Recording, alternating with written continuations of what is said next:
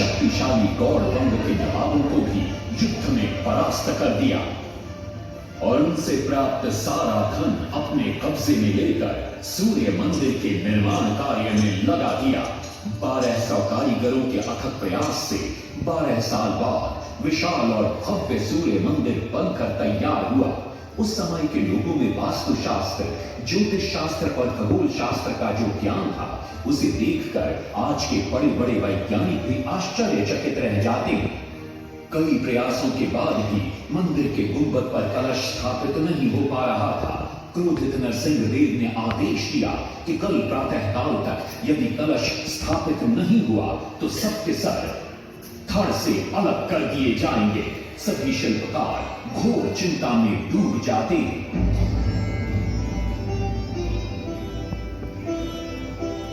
दूसरी तरफ मुख्य शिल्पकार बीसू महाराणा का 12 साल का बेटा धर्मपद सूर्य मंदिर के प्रतिरूप पर कलश बिठाकर प्रसन्न होता है और मां के सामने अपने पिता से मिलने की इच्छा व्यक्त करता है। माँ अपने बागीचे के पेड़ पोटली में बांध कर देती है और कहती है, अपने कुत्ते बलिया को साथ लेकर कोणार्क जाओ।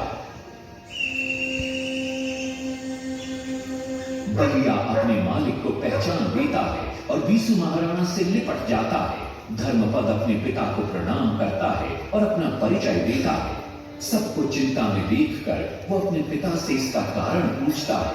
कारण जानकर धर्मपद कहता है, अगर आप आज्ञा दें तो मैं मंदिर के गुंबद पर कलश स्थापित कर सकता हूं। शिवेर सांतरा धर्मपद को अनुमति दे देती है। धर्मपद गुंबद पर चढ़ जाता है और कुछ ही समय के प्रयत्न के पश्चात वो कलश को स्थापित करने में सफल हो जाता है। गुंबद पर कलश स्थापित होते नीचे गर्भगृह में चारों दिशाओं में लगे चुंबकों के आकर्षण से सूर्य महाप्रभु की मूर्ति शून्य में स्थापित हो जाती है। सब धर्मपद को कंधे पर बिठाकर खुशी से नृत्य करने लगते।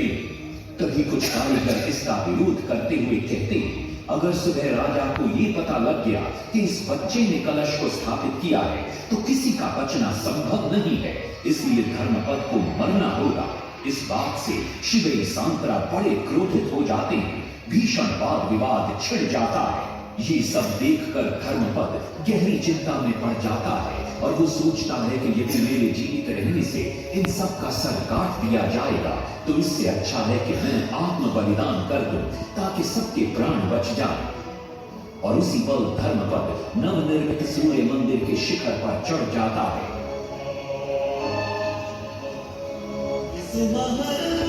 के सुपुत्र धर्मान कलश बिठा के त्याग दिए निज प्राण, शिल्पियों का मान बढ़ाया।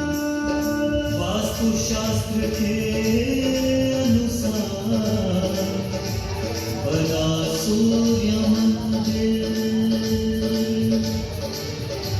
सूर्य उत्तरायण हो या दक्षिणायण हो, सूर्य उदय की आज भी पहले किरण पड़ती प्रभु के ऊपर।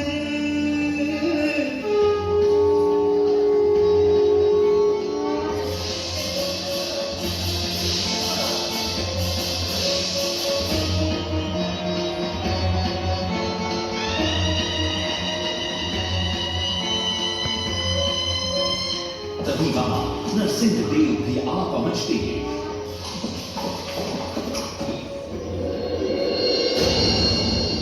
और सूर्य महाप्रभु को शून्य में स्थापित देख वे भी आनंद से भर जाते हैं और शिवेर सांतरा की भूरी भूरी प्रशंसा करते हैं।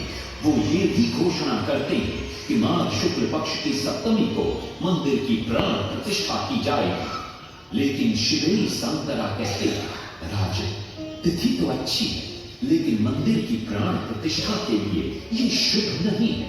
किंतु राजा अपनी बात पर अड़ जाते हैं। शिवेर सांतरा को दुख होता है और कोई वाद विवाद किए बिना वे हमेशा के लिए वहां से चले जाते हैं।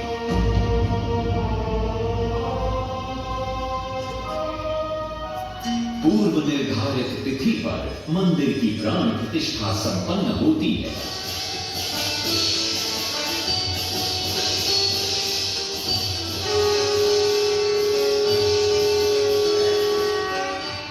लेकिन कुछ दिनों बाद अमंगल होना शुरू हो जाता है।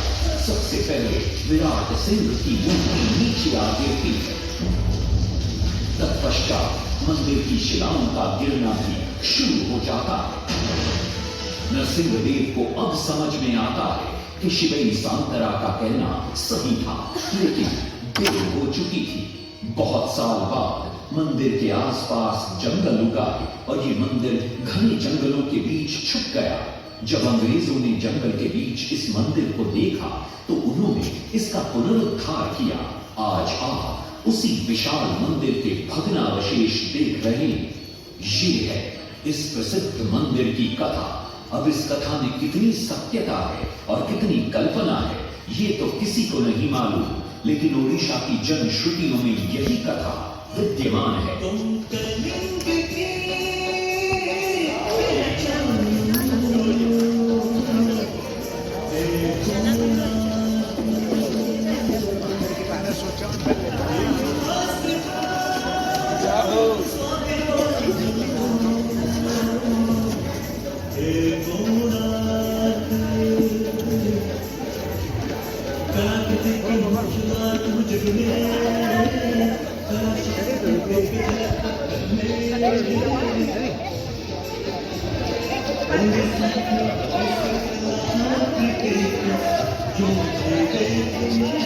जो